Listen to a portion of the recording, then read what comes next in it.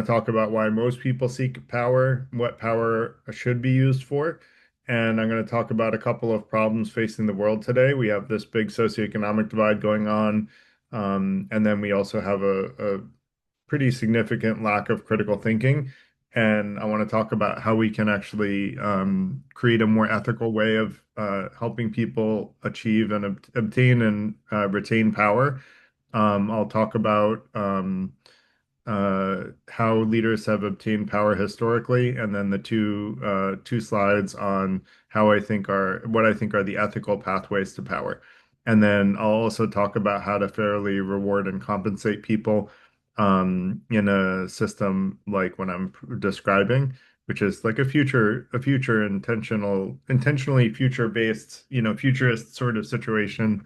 It's not intended to describe today. I'll talk about how things work today, and then I'll get into how I think they should work. So, um, basically, let's talk about why people seek power. The majority of people want to control others because they think that they know better than others how they should live and what's good for them.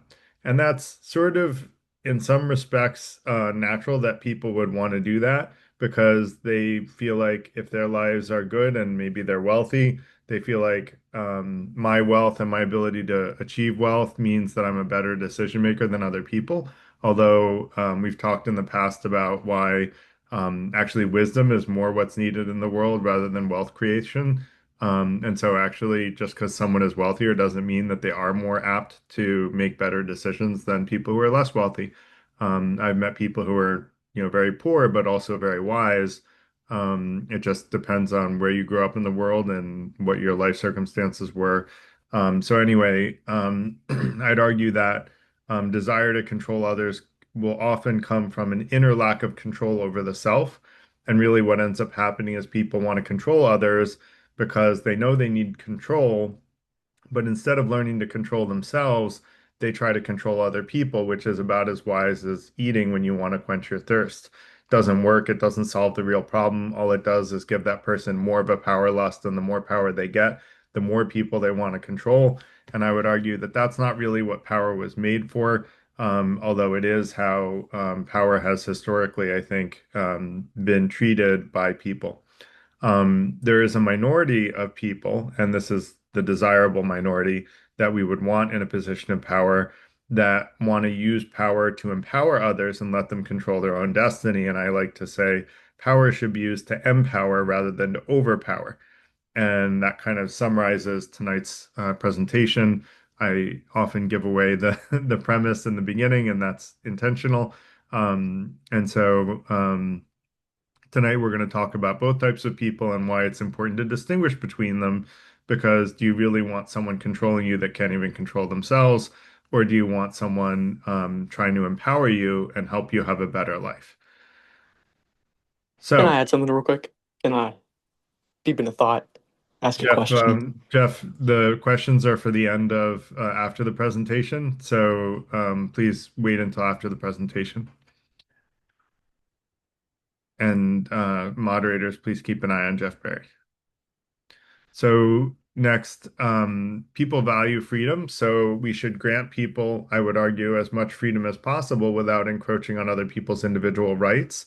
So this is talking about how power should be used. We should, use power first to prevent significant unnecessary harm from happening to all people, and then we should reform and we should help reform or prevent people who violate that first rule from doing it again. We talked about prisons and how they've been treated historically in the US versus since the 1970s. And historically, prisons were, and in Scandinavia, prisons were used to reform people and try to get them reincorporated back into society. And we actually had much lower crime rates and recidivism rates when that was the case. Since the 1970s, it's been used as a punishment, and recidivism rates, which is the number of people that go back and commit a crime after going to jail, have gone up and up. So our current technique is not working. And really, I think what we need to do is help reform people and teach them how to avoid causing significant unnecessary harm and the fact that doing it is bad. We don't even have an agreement that there is any standard of ethics in the entire world. The Six Intentions of the Freethinker Institute are intended to be a standard of what it means to be ethical. And we have an ethics spot if anyone is interested that will help you understand the ethical thing to do in any given situation. So anyway, I'm digressing a little, but I would say that power should really be used to empower people to help them increase happiness and decrease harm for themselves and for those around them. People who believe these things are the ways that power should be used, are the ones that I think should seek power intentionally. So if all those things resonated with you, if you read the Six Intentions of the FTI, it's now Six Intentions, not five. But it's really the same content. It's just that they're better organized in priority order. And so, for people who agree with those things, I would argue you should be seeking power intentionally because that would make you a good steward of power. And if when I read the ethical ways to achieve power, if those resonate with you, I will argue again, you should be seeking power intentionally, not shying away from it, which a lot of people tend to do that are ethical. They have these questions in their mind of like, am I really the right person for this? You know, should I really, will I abuse that power? The people that are questioning that are the ones least likely to actually do it. The ones that are not questioning it and think that anything they do is a-okay, as long as they get into a position of power, they can use it for whatever reason they want, often to enrich themselves or to help their friends and not do the best for all of society. Those are the people we need to be worried about. So next, socioeconomic disparity is widening. This is very true in the US, but it's true around the world as well. Really, I think that we need some sort of, I've long basically said that I don't agree with affirmative action, which the Supreme Court, it's a rare moment where I agree with the Supreme Court in striking down race-based affirmative action, but like it never made sense to me, even since the 90s. But what does make sense to me is a socioeconomic affirmative action where if you grow up poor, you actually have advantages because by growing up poor, you're already at a disadvantage. When I grew up, I didn't have tutors. My kids have tutors. My kids have much more of an advantage in the world than I did growing up. And why should they be able to have an unfair advantage against other kids who didn't grow up with what my family has now? Because that's really not that's not fair. And again, the fairness is part of the first intention, the four North Stars of the Freethinker Institute. So, and I would argue we all want to be treated fairly. And so if we want to be treated fairly, we should look for a more fair society. And part of that means that people without the means to get extra help should actually have a small advantage over people who have the means to get lots of extra help. So we have a lot of smart and hardworking people that are not fully realizing their potential in this country and even across the world, just because of the situation they were born into. I think that power should be used to create as level of a playing field as possible, so the smartest and hardest working people will be the ones that are the most successful. And that doesn't always mean economic success, but that's how society looks at it. So I'll talk about it in those terms, but I'll talk about it in terms of overall success as well. Um, and um, and ultimately, that will increase the average standard of living across all citizens while also addressing socioeconomic inequality. So that includes, by the way, access to education that one is qualified for, regardless of ability to pay. We did another event on an ideal socioeconomic system, and I actually, I think, presented a pretty good argument that the government paying for higher education actually has a really positive ROI and a very quick one in terms of country terms, because I think it was a somewhere between a 10 and 20-year ROI, meaning by investing in the education of our citizens, we get more of a tax rate, we get a higher tax income. And so after 10 or 20 years, the increase in tax income actually outweighs the cost of the education to society. So at that point, our country's hundreds of years old and we're a new country. So, why would we not want to do that? A 10 to 20-year ROI is a pretty obvious no-brainer even for a big company. A 10 to 20-year ROI is one that most people, most companies would invest in if they didn't have lots of better investments already lined up, which they usually do. But as a country, we should be investing in 10 to 20-year ROIs when it's investing in our citizens and improving the life of people in our country. So next, problem number two is a lack of critical thinking. Part of the problem here is it means that a clever liar, I'm not going to name any names, but a clever liar can sound really appealing to a majority of voters, even if their words actually have no basis in reality whatsoever. Because someone who lacks critical thinking can't discern fact from fiction and wisdom from folly. And that's really what I try to explain is critical thinking skills. I also consider it wisdom to be able to discern what is fact, what is fiction, what is wisdom, what is folly. What wisdom just means it's a good decision to make, and folly just means it's a bad decision to make. And critical thinking is what helps us discern those things and tell the difference between those things. And government is so complex and so displaced from the average citizen's lives that many people don't even notice once these people get into power that they were lied to until perhaps democracy is completely taken away. And we are at risk for that in the United States. I did an event on whether or not Mr. Trump is trying to be a dictator or not. And I think I made a pretty solid argument that he has very intentionally tried to be a dictator, and he's getting away with a lot of the things that dictators do. And if you read historians' accounts of the rise of authoritarianism, criticizing the press is one of the first things that authoritarians do, and that's what Trump has done since he came on the political scene. So, that said, I did name a name. What can I say? I've named it in the past anyway. So the solution is that we should all practice our critical thinking skills. I'm not saying that when you do, you'll necessarily disagree with Trump, but I think that we all would agree, including my Trump supporter friends, that we should practice critical thinking skills. And so let's do that, right? And then let's get better at discerning fact from fiction and wisdom from folly. We did a 2-month series on critical thinking. If you go to the Freethinker Institute YouTube and look for our series on critical thinking. We did I think 8 events about all the different aspects of critical thinking and how to get better at each one of them. So it's very much useful information that will help you in day-to-day life in many ways. Um, and then the other thing, of course, to improve your critical thinking is to come to FTI events. Pretty much every one of our events is actually in some way trying to help people with their critical thinking skills. Even tonight's event, where we're talking about power and how to decide who goes into power. Well, that's a critical thinking decision, right? Who do I vote for? Should I vote for someone that's going to help everyone in society, or should I vote for someone that's going to help the wealthiest of the wealthy and screw over everybody else in society? Right? You have to make those decisions. And I give a lot of credit to a lot of the people that voted for Trump in that they felt like he was the right decision, even though he wasn't in their best interest. And some of them knew that. A lot of them knew that.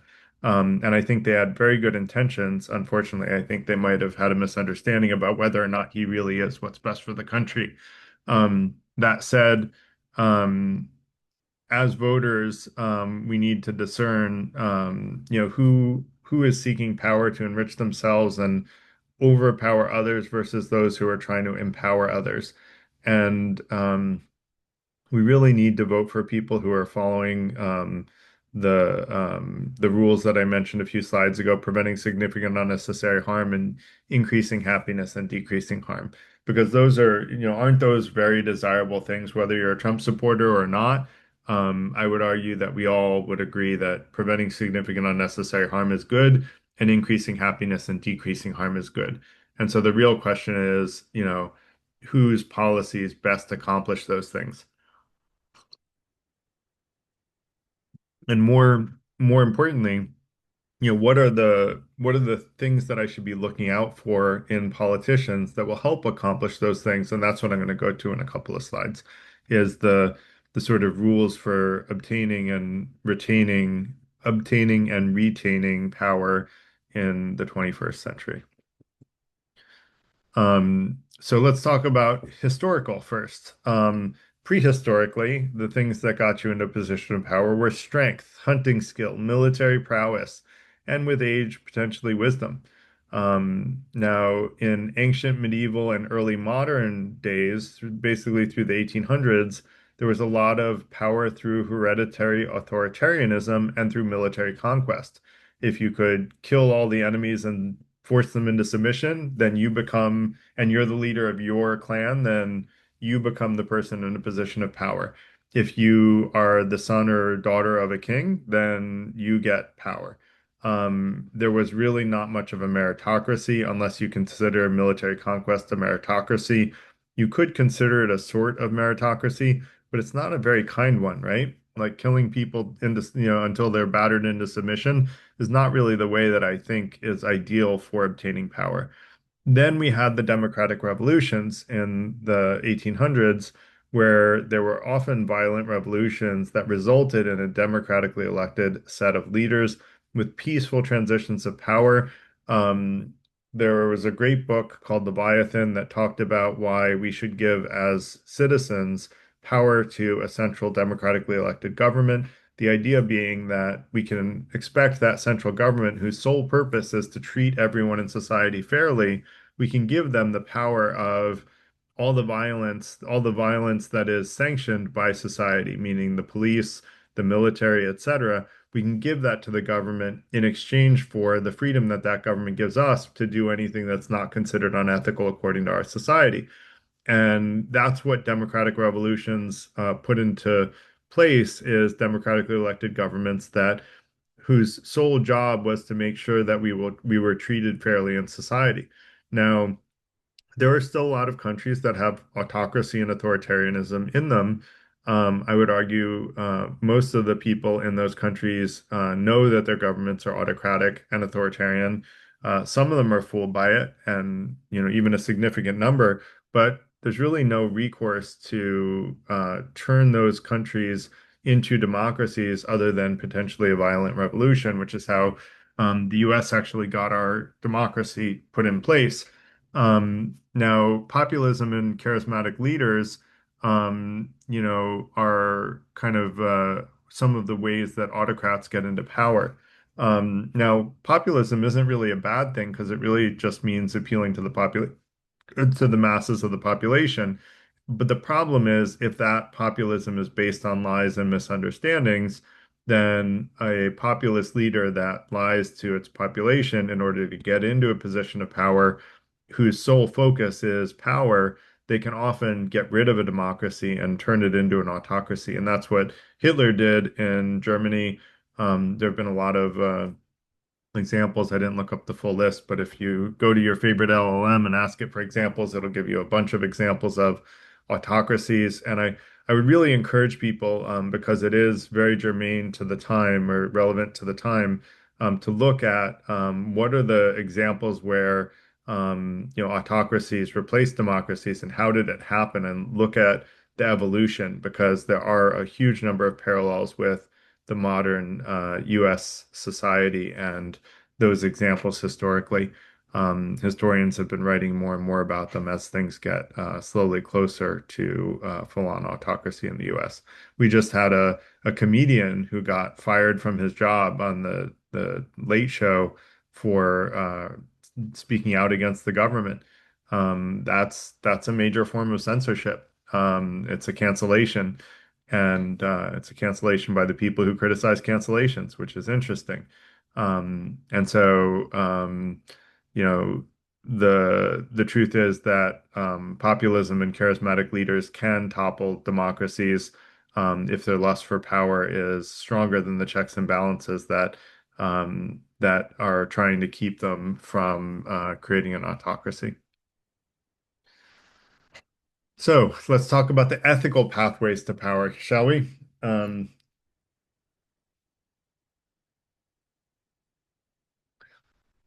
First is I mentioned critical thinking before. We should teach critical thinking skills to the entire voting population, which would be all mature adults, but I would argue we should teach kids too. Kids need critical thinking so that as they grow into adulthood, they've already started down the right path. dismantling educational systems is not the way to teach critical thinking skills. Improving those educational systems is a great way to teach educational critical thinking skills. Second is that we should protect all human beings across the world from significant unnecessary harm, and governments should take action to intentionally protect all human beings across the world from significant unnecessary harm. If you want to know how easy that would be, it really doesn't, it's not complicated. I will present on Wednesday morning to an offshoot of the World Economic Forum. It's called the Undavos Community, and I'll be presenting about how we can end unjust wars globally and promote human rights. So I would love to see some of you at that. I should probably get the link for it. I'm so bad at this kind of promotional stuff. But if you look on the Freethinker Institute meetup, I will try to get a link for it. Um, shoot. Um, what is Yeah, this? Garrett, don't worry about it. I think it's on the meetup page. Yeah, do you mind posting a link to the event, Carl? Yeah, I'll do Thanks. that. If you could post a link to the event, it'd be great. Just so Sure. if people want to just click on it, it makes it easier for people. And then the next thing, and this is where it starts to become even more salient. You want to keep a pulse on everybody's current and future needs and wants out of the people that you want to influence, which should be all the members of the society in which the person in a position of power is governing. Now, you might think, well, how realistic is it to keep a pulse on everyone's needs and wants? Well, members of Congress do this all the time with political polls. So it's very doable. It's just that historically, even before Citizens United, where the Supreme Court decided that we're allowed to give unlimited amounts of money to politicians, those politicians are allowed to do favors to us, and that's not considered a bribe and it's totally legal. You would think that that would be a bad thing and that we shouldn't allow that in our country, but that is totally legal now, according to the Supreme Court. But even before that was legal, there was already a situation where the government completely ignored the bottom 90% of wealth earners. So if something was popular amongst a majority of people in the top 10% of income earners, it would get done. If 90% of the country wanted it, but it wasn't the majority of the top 10% of income earners, it didn't happen. So this is a socioeconomic war that I'm talking about. Um, Politicians do know what people's wants and needs are, but they're not actually taking actions to help all of the people in society. Some politicians do it more than others. I will say Democrats are often trying to put in place, more health care for more people, whereas the big ugly bill is taking health care away from 17 million people, trying to get help for people who are in the most in need. The Big Ugly Bill doubles the number of homeless and it 10x's the number of people with no shelter, which will increase crime significantly. Much more so, it's going to cost much more to take those things away from people who need them than it will in saving us money. But that said, really, I think to ethically obtain power, you should be trying to help the population as a whole, and sometimes to help people help themselves. I'm not a big fan of welfare. I'm not a big fan in its current form. I don't think that we should be giving money to people for not doing anything. I think that the government should be an employer of last resort.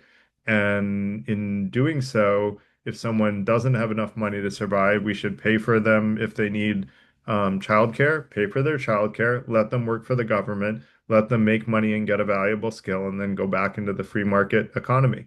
But I do think that we should help people in need and not let poor people starve to death because we just chose not to allow enough budget for that, but yet we increased the military budget by more than they asked for an increase, which we have done under Trump.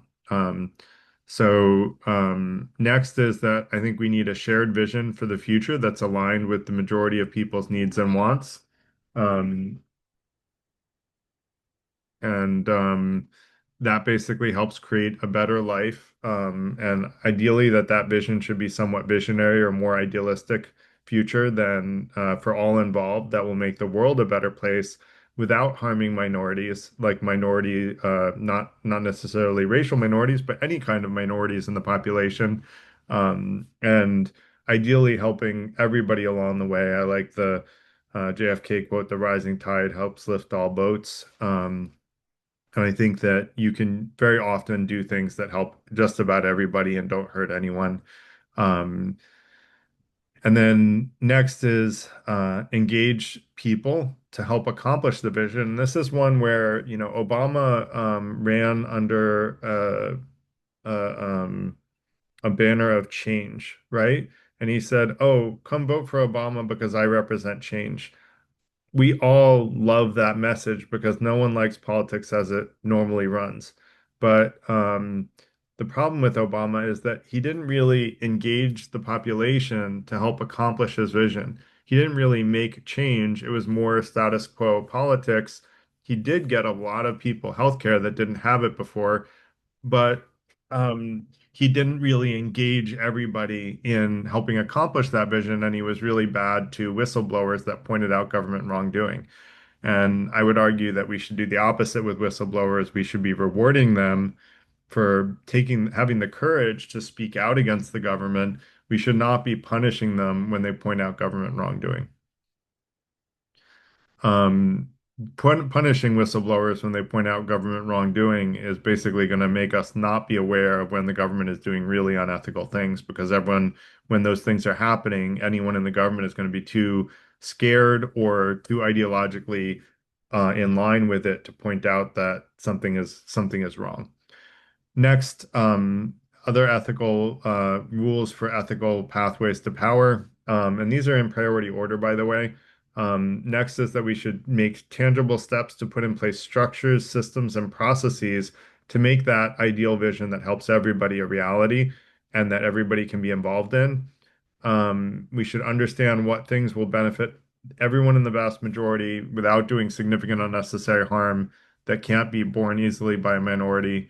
And then we want to take steps to incorporate those things into the vision, like, for example, lowering the national debt at times of economic prosperity by raising taxes on the wealthiest, which, by the way, for those not aware, for the wealthiest income earners, it does not decrease the wealthiest income earners' happiness in any significant way to give higher taxes. And if you want to look at a great example of a higher income tax rate under a Republican, Dwight D. Eisenhower, who warned us about the military-industrial complex that we're dealing with today, his effective tax rate for the wealthiest was about 50%. So today, Alexandria Ocasio-Cortez is called an extremist left-winger to advocate for a Republican's tax rate in the 1950s. So that is very interesting that a Republican's tax rate in the 50s is now called extreme left in the modern society. That should not be something that like is just generally accepted by people. Like we need to know our history, our own country's history, even if it's before we were born or if it's in our early years, and realize that, we're being sold a bill of goods as far as like what is the acceptable range of conversation. And Republicans are really good at dealing with what's called the Overton window, which Noam Chomsky talks about, which is the window of, what is reasonable to talk about. They take a 50% tax rate and say that's not reasonable to talk about. It's radical left-wing craziness. Whereas really that's what a Republican had in place in the 1950s. So um, that basically prevents us from even talking about what would be a fair tax rate. So that said, next we should treat every individual with respect, which is super important. That's part of why politeness is part of the FTI's first intention. We should always be polite in all cases. There's never really a benefit in being disrespectful. While I disagree with Mr. Trump, I'm not disrespectful towards him. I simply disagree with his policies because I don't think they're benefiting the majority of people.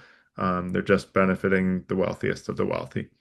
Next, we should be open to new ideas based on feedback and constructive criticism. And this is where I would say politicians, especially when they get into higher positions of power, they tend to have a big ego, and that big ego prevents them from listening to feedback and constructive criticism with an open mind.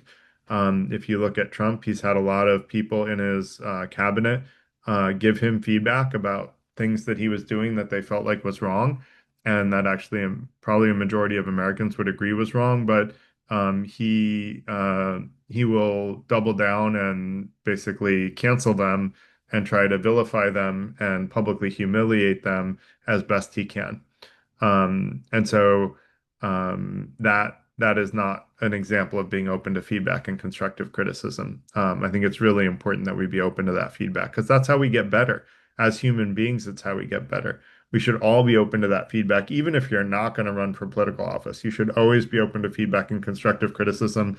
You'll see in the Q&A, I will be as well. Um, Next, I'll mention I mentioned I kind of got ahead of myself on the celebrating whistleblowers for improving the system rather than punishing them. And then we should provide equal opportunity to of education to all constituents. We should provide equal opportunity at success for all constituents with a combination of their skill and their will. And back at GE, when we were winning Best Managed Company of the World, we talked about people need, for someone to do a good job, they need to have both the skill to do the job and they need to have the will to do the job. They have to want to do the job. If someone has both the skill and the will, they're going to do really well because they want to do well and they have the capabilities to do well. Now, we want to, like, I think we should want to create a country where everybody with the skill and the will has the opportunity to succeed no matter where they were born, no matter how poor their family was. They could be, born in a trailer park with, making $15,000 a year in their household income.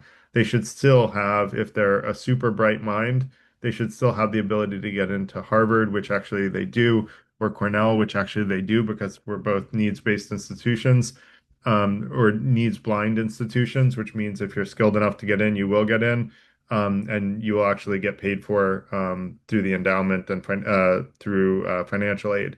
But there are a lot of other really good schools that don't have those policies, and so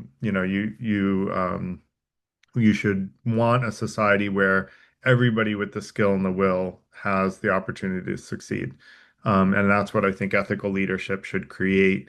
Um, and I would also say that if someone is unsuccessful, they should be given enough money to get by, even though they're not as much, they won't make as much as people with the skill and the will, or even the skill and not the will, and the will and not the skill.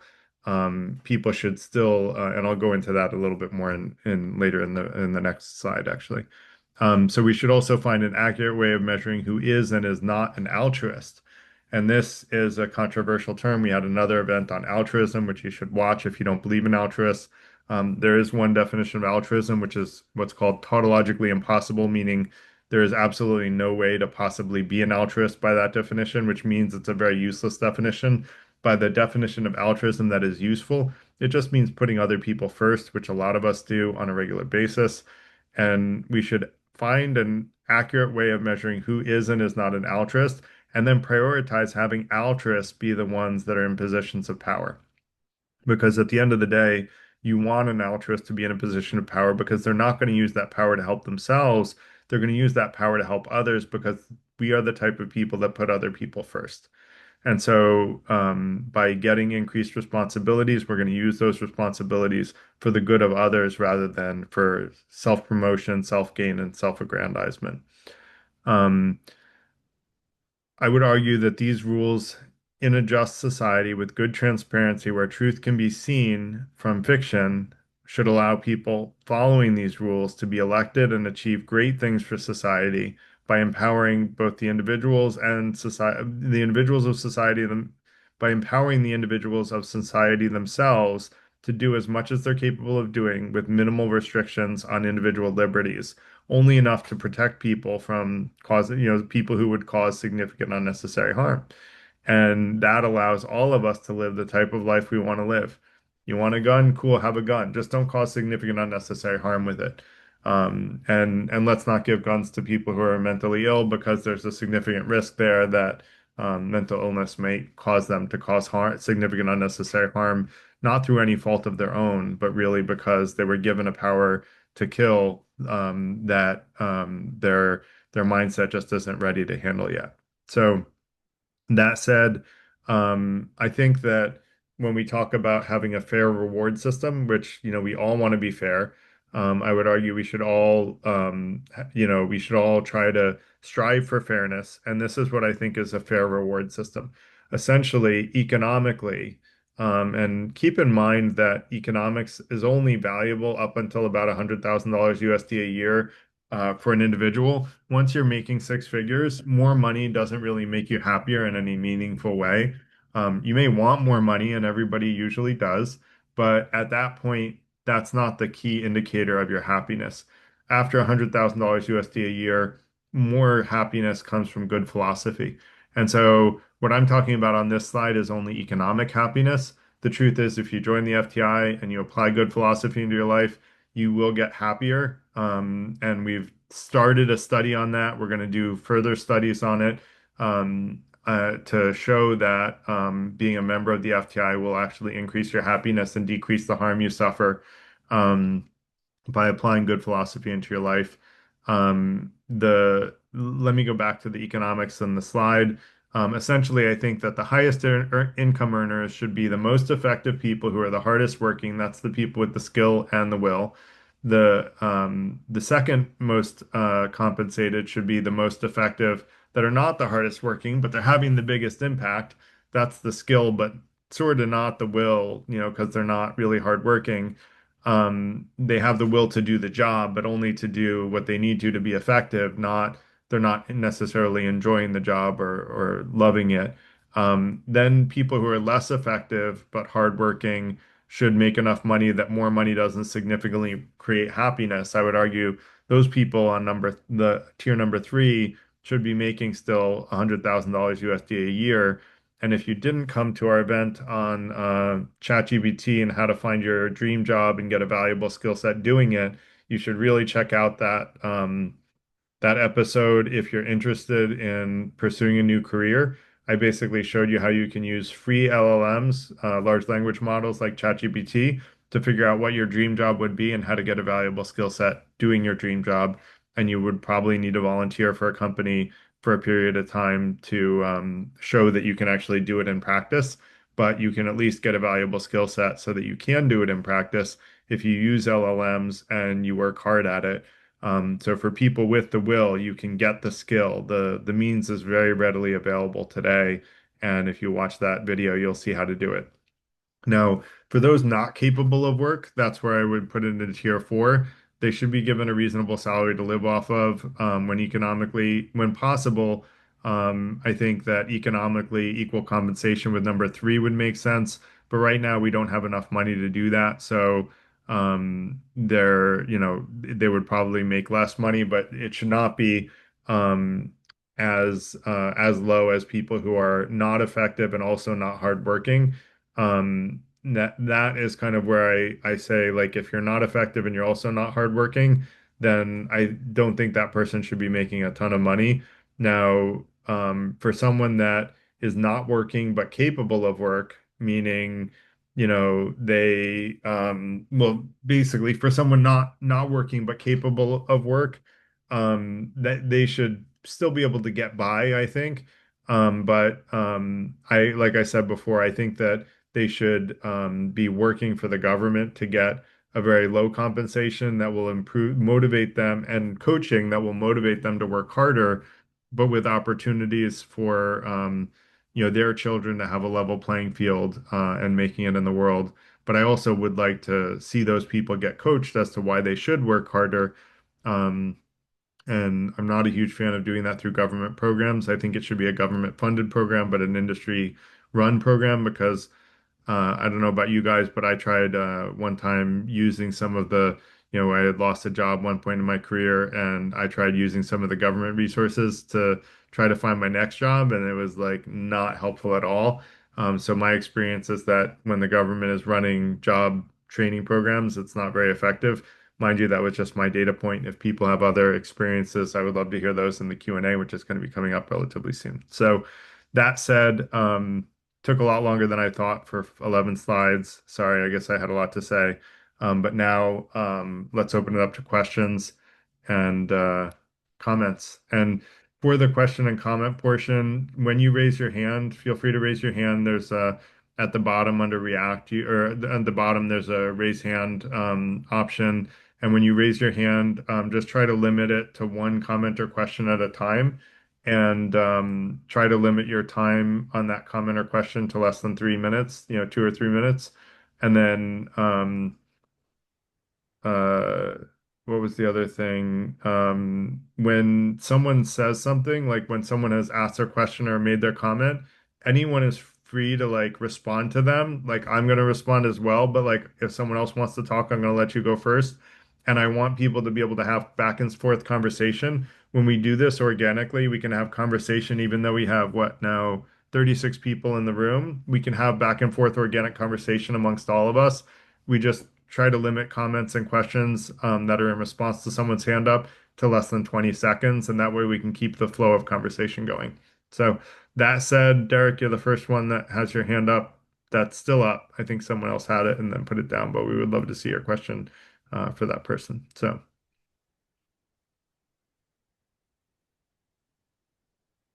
Derek, go Um, ahead. Actually, they might not be able. I think Kyle No, said that no, they can unmute now. Everyone they can. can. Okay. No, they Yep. can't. I'm sorry. That was my fault. I was multitasking fail. So now you can unmute. Okay, Okay. now Yeah. it's working. Thank you Thank for you. pointing that out. My question would be about the critical thinking, and it's been on my mind lately. I agree with the value of it, but my question is, how do you get people at large to value it? It seems like a lot of people rather kind of avoid it because, particularly in today's social media age, they're being fed things that are comfortable to them and Yes. really get a chance to hone that skill, nor do I think people necessarily want to. So a big move with me was when I started to value critical thinking and finding ulterior better sources and everything. How do you cultivate that society wise? So I think it's through pure, pure feedback. It would be nice to have a leader that is cultivating it amongst society. We don't have that right now, or at least I don't see uh, any leaders like in of an outspoken way saying we should teach critical thinking skills everywhere. I know under Obama, actually, something I'll say to his credit, my sister is a teacher, and she said under Obama, they really were trying to teach critical thinking skills even to kids in elementary school. I actually thought they may have even gone a little too far. They were like trying to get kids to answer questions that they hadn't been taught how to do yet.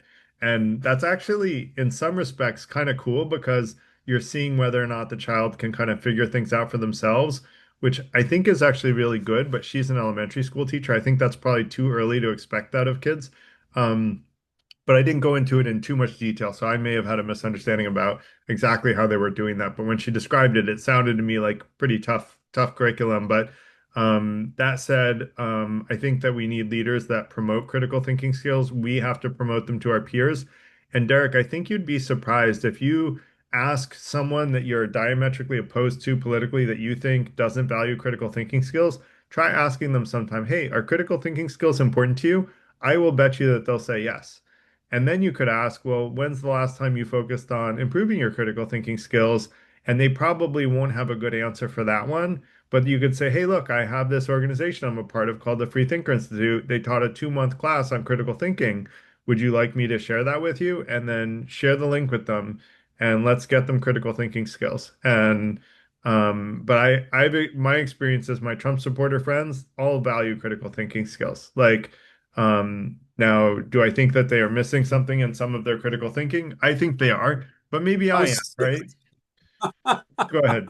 no, I was just gonna say, it seems like an oxymoron actually to me. Well, Sorry. no, that's why I say like maybe I'm missing something. Now, I try very hard to be, Possible.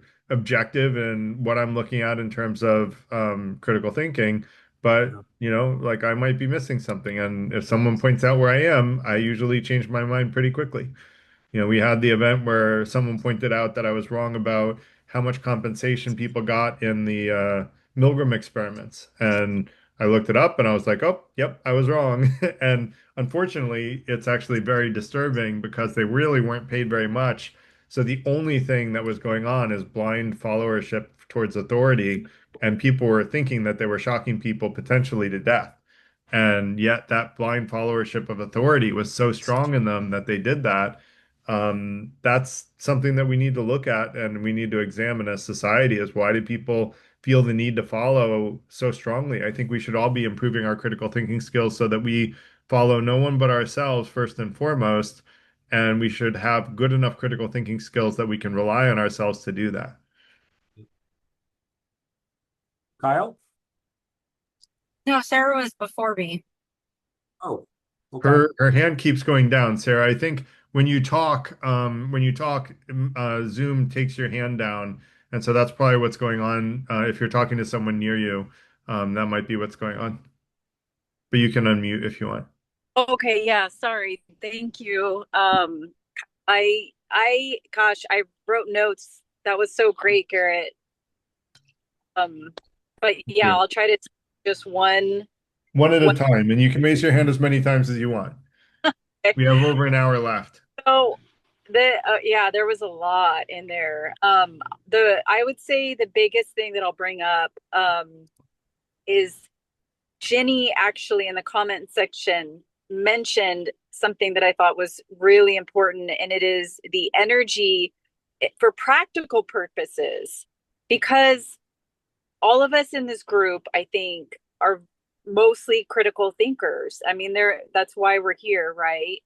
And when you talk about how can we be, I guess the one thing in the beginning was you were talking about people, running politically. And besides, I just want to encourage people, and which was just brought up too, is just having conversations in the community, and just what are other practical ways that we can get out into the community, whether it be starting up a nonprofit for, doing anything, critical thinking skills, the school. But Jenny really, I feel like, hit on something, is that so many people right now don't feel that they have the energy to put forth. We as a society are, I think, really struggling in all departments right now, mentally, health wise, everything. And that's taking up, the most of our energy. We just don't have the energy to do those things. And I would just ask, if anybody else has ideas of practical ways that in our everyday that we can simplify and kind of make it to where we still feel we're giving back to the community, but not necessarily like having to run for a political office. Yeah, I agree with you, Sarah. I do want to encourage people that this resonated with to run, but I also know that not everybody wants to run for office. And so I think having conversations in the community is very important. I also think there are a lot of people who go, "Oh, I don't like to talk about politics." That's kind of the kiss of death of democracy, to be honest. When we don't talk about things, the truth doesn't come out, and what's fair doesn't come out. People just stay grounded in their current opinions, no matter how ill-founded they are. We have to talk about it. Now, what I would encourage is to make that conversation a good one. You listen with empathy and do what we call listening to understand, and you ask them their beliefs and only ask polite, respectful questions about their beliefs and try to figure out where they're coming from, especially if they don't agree with you. And share your opinions if you're asked, but you could also say, "Do you want to know my opinion?" But if you really are asking thoughtful, empathetic questions, then the conversation won't be tense, right? So I think you're right, Sarah. I think we should be talking more about these types of things, critical thinking, politics, etc., but in a polite and respectful way. And I think often politics digresses to disrespectful communication. Okay, so yeah, so just conversations is kind of what you're saying, is just have more conversations within community. Yeah, I mean that's what I thought you were suggesting, and I agreed with you. I think like in terms of other things, I think joining the FTI as a member, like we have what we call pods, and a really action-based thing that I would recommend, and we have a few FTI members here that can speak to the experience, like Michael and Neil, that I see right away. And you know when you join an FTI pod, you're putting the six intentions into practice, and then you kind of do peer mentoring with that group of people, and you create a new friend circle. And then once you feel comfortable, you could go off and create your own pod and have people become a part of your pod and share critical thinking skills with them. And by doing that, if we have 10 people invite 10 people 6 times, we literally have the whole, or 9 times, we have the whole world covered. That's awesome. Okay, that's great. Yeah, good to know. Can I add one quick thing? Please. Yeah. Everybody who's a member of the FTI is very accepting, tolerant. Nobody ridicules anyone. You can share your vulnerabilities, and everybody is very, very empathetic. Thanks, Michael. Yeah, that's great to Hey, Garrett, can I It- take 30 seconds up? Yeah, go ahead, Dan. Hey, thanks for the topic. I really appreciate it. I just want to give you an example of an experience I had during the week. I was communicating with my partner, and it got, a little bit offside. And I thought she was getting, a little bit emotional, right? And so I said to her, I says, do you think it might make sense to try, both of us try and speak from our logical side of our brains? And that way we won't get, won't, we both won't get emotional, and we'll probably get somewhere, right? And I thought to myself, I'm kind of parroting Garrett, right? But it worked, Good. right? And we had a real nice conversation, right? And it was a lot, it was a lot more beneficial, and was, respectful and that kind of thing, right? So I'm noticing that I'm picking up those habits, subconsciously, hopefully, but nonetheless, for me, the intentions are working, and I appreciate being exposed to them. Thank you very much. Thanks, Dan. Just for future reference, that when it's a new topic, just wait for your hand. But but I Okay, appreciate the comment. No, yeah, that's sorry, okay. but 30, I'm so sorry to everyone in the community. No, it's Thank you okay. very You're much. fine. You're fine. It Have a was good sort day. of on topic, but maybe blurring the lines. So that said, I'll let Ari go next.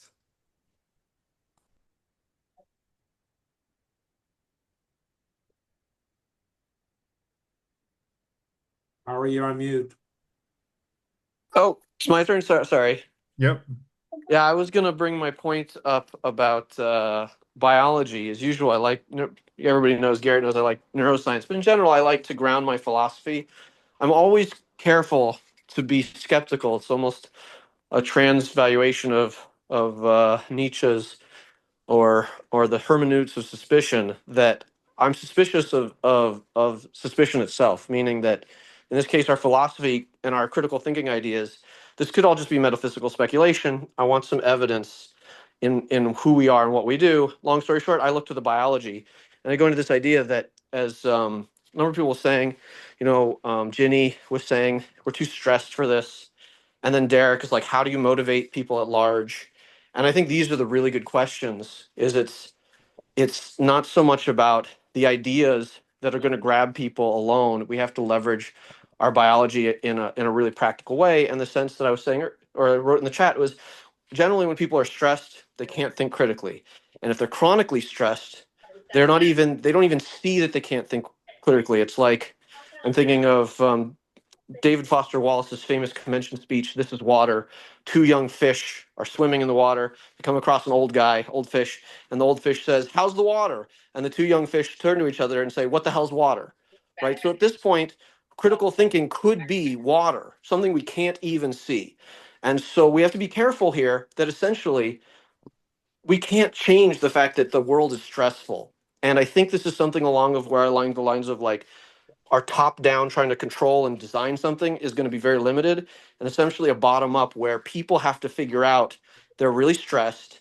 All the things that they're being told are only making them more stressed. It's not working. They're going to have to come to some sort of, whatever, you come to Jesus moment or aha moment where like, I need something else. and they need to be willing to embrace that uncertainty and that difficulty, and then they'll start looking for something like critical thinking, and hopefully they won't get sucked into the other traps of like cults or whatever things people want to check out with, right? There's a lot of competing things for people when they're stressed, especially we're very vulnerable and easy to manipulate when we're stressed. So this is the really the big challenge that like the really exploitative Googles and Apples out there just want to take people in this situation and turn them into a commodity to get a lot of money, right? We want to input, we want to bring truth, and we want to help people. So this is a very uphill battle, but at the same time, it's more like when I try to talk to people, the number one thing is to see, are they receptive? If they're receptive, then I got a chance. But if people are not receptive, then I don't know what we could do to help them be more receptive. That is a big challenge. That's maybe a big question. But I think essentially once you get people onto the self-examined life, like Socrates says, the most important thing is a self-examined life, is the life worth living.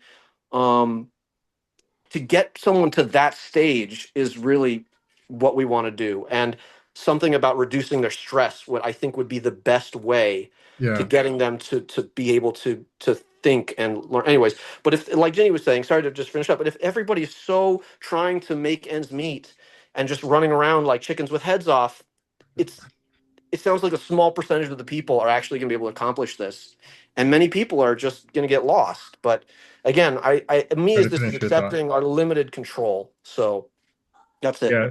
So I agree with you, but I think part of what we try to do in the FTI is to help people learn how to eliminate the stressors in their lives.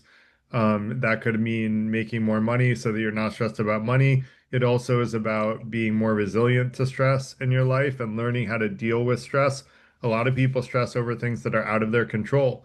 One of the things we practice is stoicism and the dichotomy of control, where we try to help each other remember not to worry about things we can't control at all.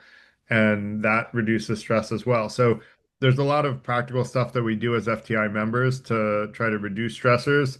Um, to your point about if someone isn't receptive, if someone goes, I'm angry, I'm stressed, and I don't have time for critical thinking, and nothing you can say will change my mind and stop talking to me, there's not much you can do, right? But usually, if you listen with empathy, there's a way to get in.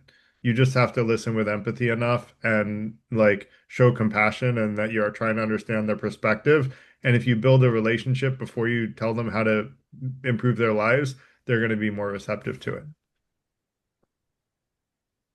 Carl. Yeah, I'd like to thank the Academy. I love that you put the little timer. That was a great idea.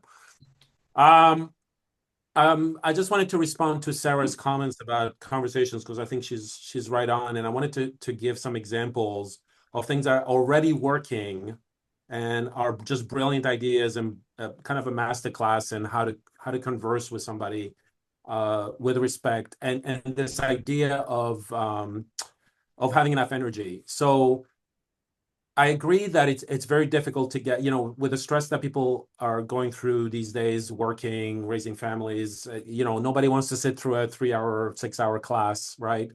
And so, but there's a way to teach critical thinking through immersion. And by immersion, I mean like make it fun. And the only thing that I think everybody enjoys is conversation at any level. And I wanted to bring two examples.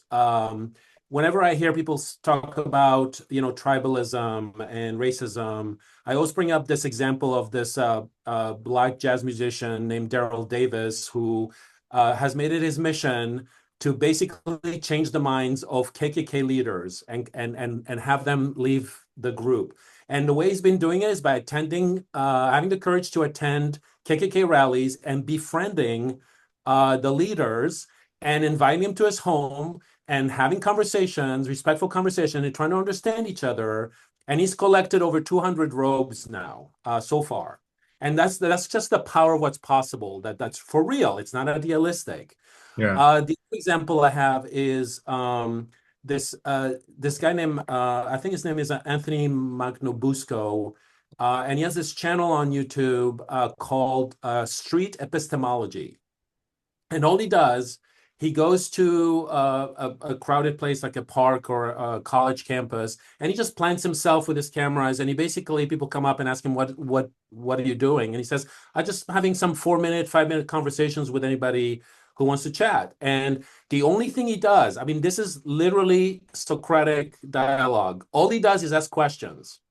And all he wants to know is understand why they believe whatever they believe. And it's usually like we know he's an atheist, and he usually asks people who are believers why they believe that and where do they start in terms of the percentage of belief and certainty to their belief, and at the end of the conversation, where are they? And he always puts a 4 minute timer. This is a great thing. Always puts a 4 minute timer, and when the timer goes by, it says, "Okay, do you want to stop?" And everybody says no. They're having such a good time talking, right? And there's no disrespect. I mean, those kind of conversations, and I've been in those conversations where it just escalates. Right? So anyway, I just want to give those street epistemology and Daryl Davis. Look it up, and it's a best class in how to converse and change minds without you changing minds. It's just them that change their mind just by you being respectful and ask Yeah, questions. I'm a Thank you. huge And I, fan of Daryl. Go ahead, Kyle. I wanted to piggyback off of what Carl was mentioning and also offer compassionate epistemology. I think that's uh, if paired well with straight epistemology, it's a dynamic duo. Um, just wanted to throw that out there. But I did have my hand raised earlier, and if I can quickly, It's my not question. your turn for the hand yet, Kyle. Oh, Sorry. I got. Yeah, okay, I gotta go. Thank you You're so right. Oh, much. no, if you need to go, go ahead. Okay, my question to you was how how would you come about creating uh, what would it be lessons to strengthen these critical thinking skills? What would that even look like? What how would that entail? Um, the reason why I ask is because I feel like Bless you. if they start to discover and practice critical thinking skills, a lot of people that haven't ventured into that would also discover a lot of things within themselves, a lot of generational trauma, a lot of cookie cutter stuff that has been placed on them that they haven't even realized, and it's going to be a lot of work. So Yeah, so as far as how I would encourage people to pursue learning critical thinking skills, the best advice I can give is, like we're trying to do that, attend FTI events because that's what we're trying to do every week. And also have a conversation with an LLM and ask the LLM to teach you critical thinking skills and interact with it in conversation and ask it to be an objective third party and to be really honest with you. You have to tell it that, right? Because like LLMs will generally agree with you, sometimes when they shouldn't. And so you have to tell it to be really brutally honest with you, but to help you hone your critical thinking skills. And you can get an LLM to do that through conversation. You also want to listen with empathy, like Carl was talking about Daryl Davis and street epistemology. Watch what the street epistemology guy does and try asking questions with empathy, especially to people you disagree with, which he does. I hope he interviews me someday because he's going to get a very different set of responses than he's used to from someone who believes in God that can logically defend it, which he probably hasn't met yet. So, um, and I mhm. like his work. So, yeah. Um, thank you, Carl, and Kyle. Himanshu, good to see you again. Yeah, I get it. So you talked about leadership and democracy. We are not seeing good leaders. So is it a fault of democracy? And is there an alternate kind of democracy that you propose so that we get good leaders from the elections? So, I just saw a very relevant to this quote from uh, Noam Chomsky, which is that people in power don't. I'm just paraphrasing it because I don't remember the exact quote, but something like people in power, are afraid of citizens that have critical thinking skills. And that's generally true because the people that are good at getting power in today's environment are not usually the ones with the best critical thinking skills, and they know that if other people have more critical thinking skills, they probably won't be able to get them to follow the leaders that are currently there today. Because the leaders there today aren't there for the right reasons. They're there to control people, not to help the population. So what we need to do is hone the critical thinking skills of the population from the ground up. We need to help each other get better critical thinking skills. We need to help our peers get better critical thinking skills, which is what FTI membership is about, is, honing critical thinking skills, helping improve people's lives from the bottom up, and creating a community of people who does that. And by doing that for each other, we create a population that will be better able to vote. You can't blame the leaders on being the leaders. Trump is who he is. He's been the same guy since the 80s. He may have been a Democrat then, but he's been the same guy, very much focused on himself and doing the most he can to help himself get as much money and power as he can. So he's consistent. You have to put the onus on the population, although we also had an event on whether or not the elections were meddled with, and I think there actually is good evidence that the elections could have been meddled with and may well have been meddled with. And that will come out in the courts over time if we still have courts in the next couple of years that are holding political people accountable. Um, and so, you know, I wouldn't necessarily blame the leaders on being bad leaders. I would blame the parties who are the ones that choose who the leaders are that should be put forward. And if you look at the Democrats and the Republicans, those are the ones that really put in place the people that could become in a position of power. And if they're putting poor choices in front of us, then you have to blame the population for voting on those people. Does that make sense? Yeah, yeah. Cool. Um, Sarah, go ahead. Me? Yeah, Oh, sorry. I'm it's okay. cooking food. Um, so my other, okay, so I have a question Yeah. about, do you believe that the longer in power somebody is, I know okay, at least for the research that I've done, I heard that the research shows that the longer somebody's in power, the more unethical they become. That's just like what do you think about that kind of Um, question? I believe your research, like that jives with my intuition. I have a historical example. The man that ended the Roman Republic was Caesar, and it was in his third term as consul that he unseated the democracy that existed in the Roman Republic. But I think that in the modern world, that if someone gets too comfortable, and they probably are skirting the lines of ethical and unethical in their early days, and they find that they don't get in any trouble for the unethical behavior, then they're going to keep pushing the limits, and probably, yes, over time they become more unethical. Now, does it have to be that way? I would argue no, it doesn't have to be that way. If we as a population have good critical thinking skills and we're watching these people like hawks, we can get rid of them once they start doing things that are significantly unethical. So, do I think term limits are the answer? I actually don't think term limits are the answer. I think critical thinking skills is the answer. And here's why.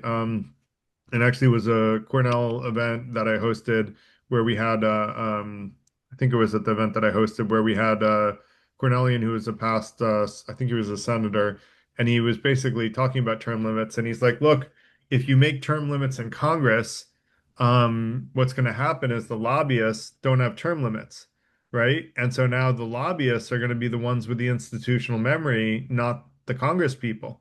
And so now you're basically putting the hands of our democracy into a bunch of paid for hire people who are not even doing what lobbyists were supposed to do originally, which is help the government be informed about how to implement laws that will be conducive to business and to society. And so I think term limits is the wrong answer for that reason, because I don't want the lobbyists to be the ones with the institutional memory. Can I Okay. Yeah, go ahead, please. brief uh, in answer to Sarah and to you, Garrett, as well? Every time I hear that people have really good intentions and then become politicians. I always think of the James Stewart movie, Mr. Smith Goes to Washington. If anybody has seen it, it's a perfect example of somebody who comes in with really, I can't tell you how many people have good intention, and then that changes them. It's not ethics or becoming a bad person or the power corrupting or anything. So I believe that We couldn't hear what not you probably there's said changes them, Carl. that I'm sorry, say that again. We couldn't hear the part where you said that changes them. I couldn't hear what that was. Oh, the institution, Oh, the way the politics, right? Um, so for me, it's really changing politics, not the people. I think there's a lot of people that go in with clear intention, you like humanistic intention to solve problems and help people, but I think it just changes them. I don't think it's the power per se, although I'm sure there's some like that, but I'm always saddened by just all the way the system is set up, that any person with a good heart would change, I think. I well, wonder if it goes off of like the whole idea of black and white thinking and kind of very linear. Like people tend to, and sorry, Garrett, you said something about this in the beginning, the control. And, why do a lot of people, why do they want to be in power? And you were talking about lack of control in their own lives, which I believe is just a fear of vulnerability.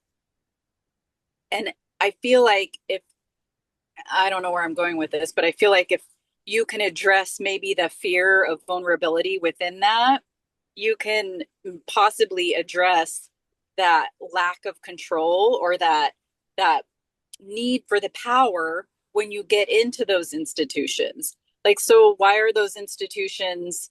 You're saying it's not power, Carl, but what else could it be?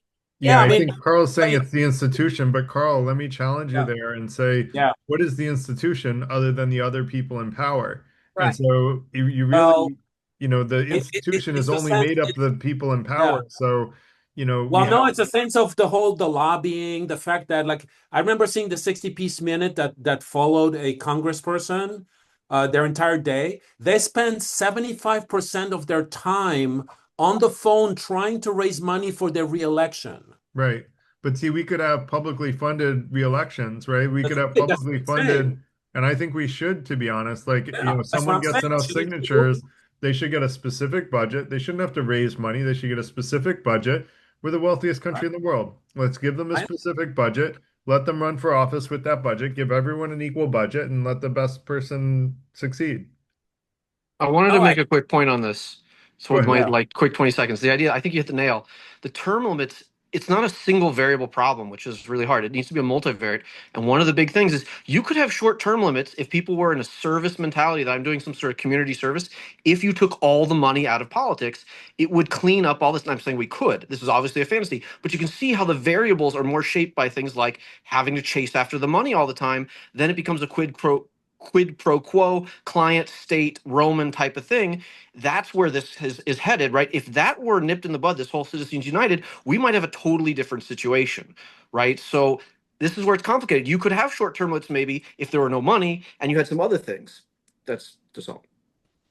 I mean, how many people have heard of politicians who really have a great bill and a good heart for something to really solve a problem that's bipartisan, and it just fails because of all the freaking, put this in there. Oh, we'll do this if you do this and that kind of Oh, thing, and the lobbying. bipartisan bill on immigration, right? That Trump killed because Yeah, he said he wanted to deal with immigration himself. yeah, It had exactly. enough agreement to pass until Trump decided that he was going to kill Yeah. it to make it his issue. There's so much corruption, and I'm not talking about just the people in it. I'm talking about just the system, if that Yeah, makes any sense. it does make sense. Great. If there are no other questions on that, I want to let Jeff go. No, I'm good. That was good. Great. Jeff, go ahead. You're on mute, Jeff. Thanks, Garrett. Sure. So I'm actually in the middle of asking ChatGPT this question, and in in seeking to compose it to get ready for the prompt, um, it's been, sort of interesting to recognize its complexity. And so I want you to know I don't really expect you to have a plausible silver bullet answer here. Mhm. Um, so I just want to know I'm letting you off the hook on that from the start. So Okay. um, I know it's me against ChatGPT. I just have to beat the most yeah. intelligent AI system in the world. Well, I haven't asked ChatGPT yet because I I'm just keep teasing. I'm just seeking teasing to you, Jeff. frame the question. Yeah. So I choose to be an optimist over the last 60 years, and someone who seeks really individually and quite collaboratively to see and do the best things, even when situations appear to be somewhat dire.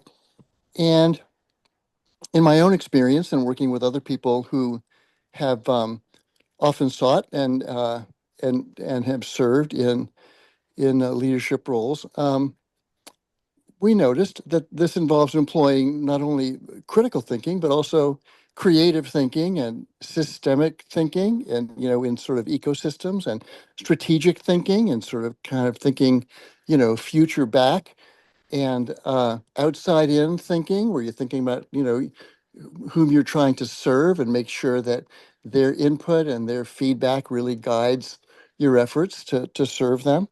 And all these things, they sound great and they're real. And your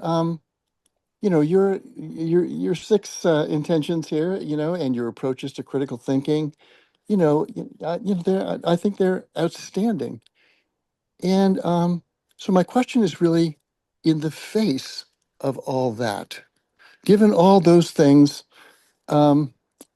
that I've often been surprised over the last several decades to witness a majority of Americans, especially those who vote, quite passionately support leaders who it's just easy for me to see don't authentically seek to serve them, and their needs and wishes, and quite often um, do some combination of divisive, assertions and pandering and a variety of different things that kind of seduce people into doing that. But I wonder. Here's the question: What do you think? What do you think are common factors that combine to generate majorities of voters? Um, Again, often quite passionately, um, to seek to create and enforce fairly authoritarian regimes. And that's happening throughout the world. I mean, that's Italy, Hungary, substantial number of people in France, Brexit, substantial number of people in Germany, even remarkably enough, a substantial number of people in places like Norway. And so there are, that's the question. What is, all of these other things are great. And during the last several decades, in places where you would think democracies and democratic republics would flourish, they've experienced quite, in some ways, actually similarly populist and uh, you know uh, aspiring authoritarian leaders. So what's the question exactly? Well, despite all of our intentions and how right we are in all of our Right. what we're advancing here. You did Yeah. get Um, you did a So lecture on that. so You I did a think you're lecture. saying, Jeff, let me make sure I understand it. I think you're saying that we have the six intentions, which sound very ethical to us and are known by very few people in the world. But in spite of those six intentions, which are known by very few people in the world, there are a lot of people supporting and very few people have seen tonight's presentation. There were about 35 to 40 at the top. Despite that, we still have a lot of people voting for, authoritarianism around the world. I'm not surprised by it, to be honest, Jeff. Like, the lack of critical thinking is exactly why I talked about the two problems about power in the beginning, because the lack of critical thinking is why people support authoritarians. In fact, anyone that wants to support an authoritarian go to ChatGPT or your favorite LLM. Probably it'll be Grok. But go to your favorite LLM and ask it what happens to people, what is the life like under authoritarian rule in countries that are ruled by authoritarians? And I'll tell you, it's very rarely good for the population. China is one of the few that have actually had authoritarian rule that was benefiting the population. And so people don't realize that authoritarianism is going to be really bad for them personally when they're voting for these people or when they're supporting these people. Um, and that's lack of critical thinking. They've never thought about it. They're just angry, they're upset. And a lot of the times what happens is they don't have a lot of friends, and the authoritarian party will come around saying, "Look, we'll be your friends." That's what happened in the rise of Nazi Germany. There was a dearth of friendships. That's what I would argue is happening with America right now with the right wing, is coming around and saying, "Look, you just have to agree lockstep with the right wing and you'll be one of us. And when you're one of us, we'll all agree with each other all the time. And as soon as you step out of line, then you'll be vilified and made fun of." And so this creates this sort of homogeny where the idea of being unique is suddenly vilified, which is the whole idea of a snowflake being a bad thing. I'm like, man, I would hate to be anything other than unique, right? So does that make sense, Jeff? Well, I think everything that you offered there, Garrett, is very good. But pardon me, but I just think that it's inadequate. I think it's not quite up to the challenge here of thinking critically, actually, Yeah. about what has actually happened and why has it happened. And it's I think there are things here related to um, religion and things related to tradition and things related to kind of winners and losers in the evolution of technology. And I'm just spitballing it here, but Yeah, and actually, so I just think that there are a lot of things that go into this, There are. yeah, and you're that right. that's all I'd say. I had a very short answer to that. It's a kind of a simple answer, which is kind of like fits exactly what you were saying, Jeff. My immediate answer to your question as to why all this is happening was just bad thinking that hadn't been addressed. But that's what I And would say bad critical thinking, thinking. okay, so religion, tribalism, in group, all these beliefs, right? That haven't been addressed through critical thinking, through Exactly. respectful dialogue. Right? So, for example, a big example is, if there's a lot of racists out there who are falling for authoritarian regimes, right? The Daryl Davis example, it shows that it can work. And then you just address all of those points that you mentioned, Jeff. They're all correct, and there's probably more, but you just have to be aware of them and actually find a way. Okay, how do we address this one? How do we address this one? How do you address this one?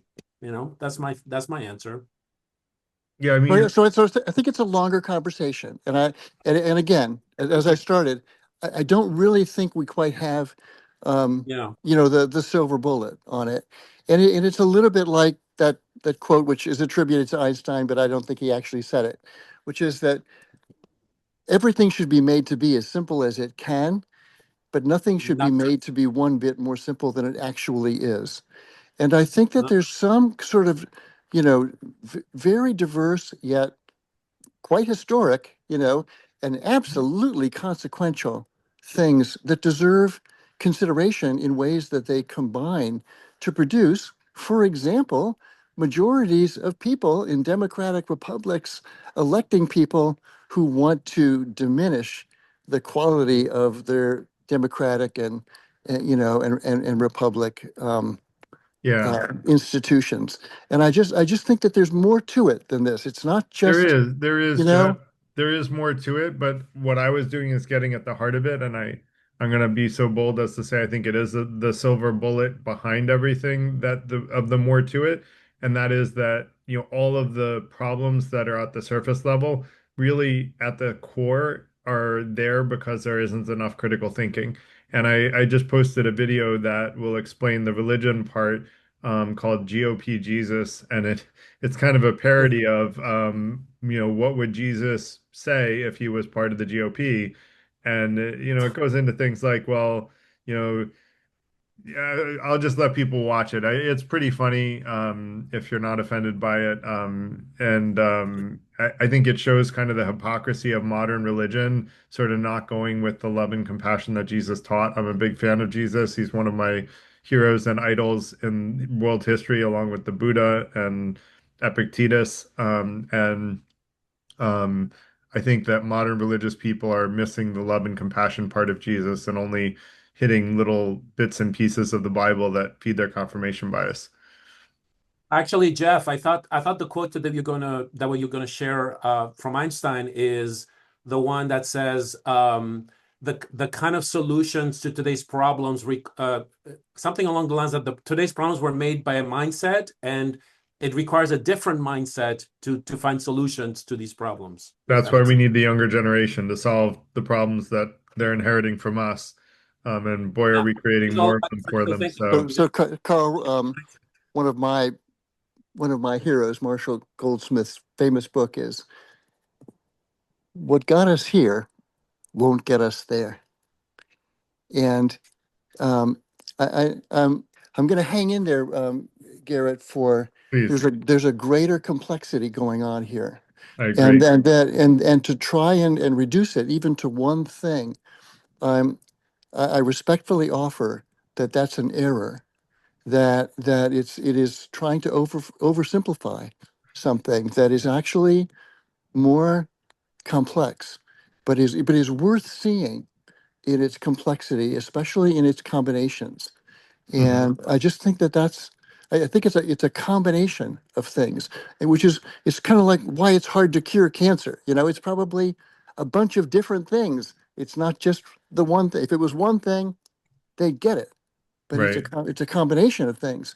And I think that in the long run will be a more intellectually and politically and philosophically uh, mature answer.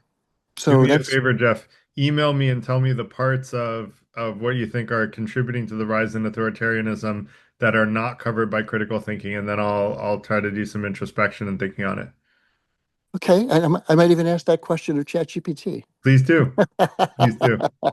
Because that's So where I was that headed. said, I was heading I towards trying to compose this question in a way that was actually up to it, and it was a harder question to compose I'm sure. than even I thought it was going to be. I've been trying to compose it for the last 5 minutes.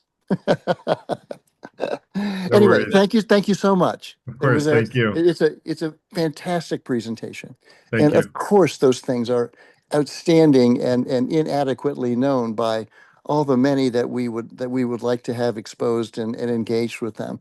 Absolutely. So I'm quite happy to close there. Thanks, Jeff. Charles, go ahead. Good to see you. Yeah, good to see you as well. Yeah, so I would also agree with Jeff that I think the factors are quite complex, and I think it might be presumptuous for us to just jump to critical thinking right away. And I have my own thoughts on that. But before I even get there, I think it's important that for us, we kind of started talking about solutions. And I think before even that, it's incredibly important for us to first diagnose what is the problem.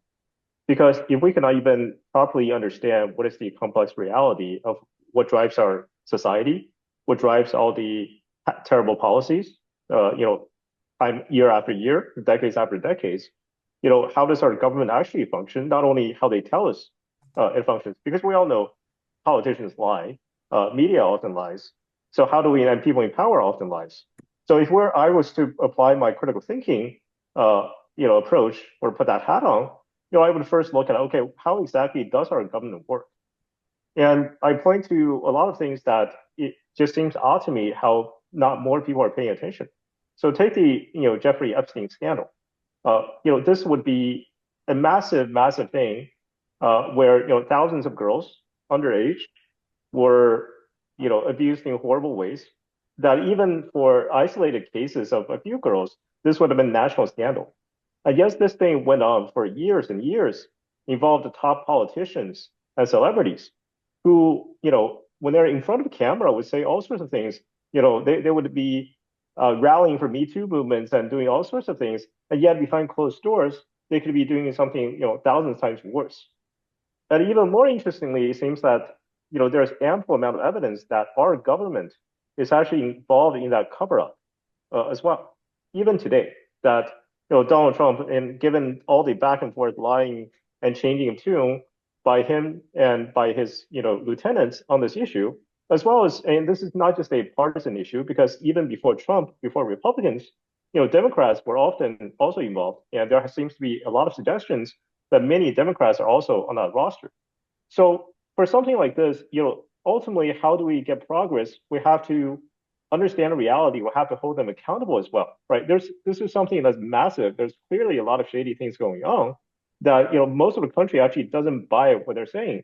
And yet, if we don't even take this very obvious, very easy, and very blatant example to exercise our democracy, exercise our ability to hold them accountable, how can we kind of live with ourselves? I mean, we have to be consistent in terms of what do we want to achieve and how we actually act on it.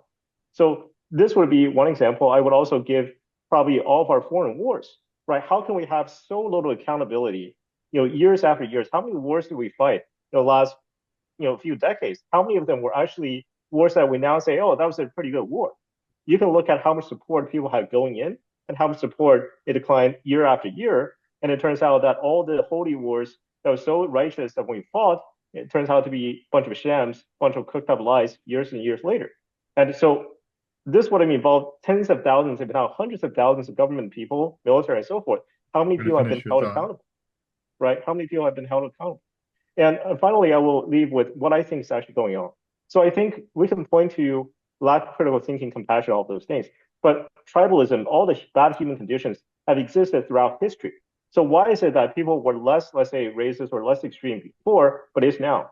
I point to the material conditions, which is that when people's economics, when their social cohesion, all of those things decline, and you see that in white working class, that's bound to create pressure for them to, go for authoritarians and other people. So it's not, I think we're kind of maybe getting it reversed. It's not critical thinking, it's not going to solve it. It's actually solving an underlying problem. But in order to do that, we first have to, face up to reality and hold people accountable. Thanks. Yeah, I think critical thinking is the solution to tribalism. Tribalism is an emotional type of thinking. Critical thinking is logical based thinking, which gets to the root cause of, preventing people from agreeing with, thinking that they're part of a tribe they should be a part of. And we had an event on tribalism, by the way, for those that missed it. I recommend watching it on YouTube.